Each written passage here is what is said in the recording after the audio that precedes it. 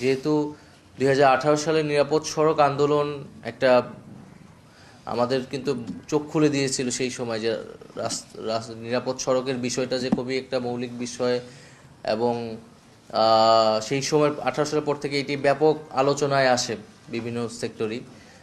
ফলে এবং আমাদের জেনারেশন যেহেতু ওই আন্দোলনের মধ্য দিয়ে তৈরি হয়েছে, তাই কিন্তু এই জেনারেশন এবং সাধারণ মানুষ এবং জুলাই অভ্যুত্থানের পরে মানুষের স্বাভাবিক প্রত্যাশা যে এই বিষয়টির একটা আসলে সমাধান হবে।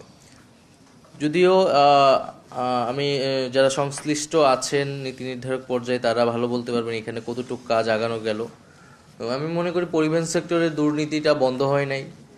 পরিবহন সেক্টরের আগে একদল দুর্নীতির সাথে জড়িত ছিল, এখন অন্য দল দুর্নীতির সাথে জড়িত, বাট দুর্নীতিটা চলমান আছে। ফলে ওই দুর্নীতিটা আমাদের বন্ধ করতে হবে। ওই যেই সেই জায়গায় আসলে রাজনৈতিক দলগুলার একটা দায়িত্বশীল ভূমিকা আসলে প্রয়োজন, কারণ রাজনৈতিক কর্মীরাই এই ঘটনাগুলোর সাথে জড়িত, দুর্নীতির সাথে।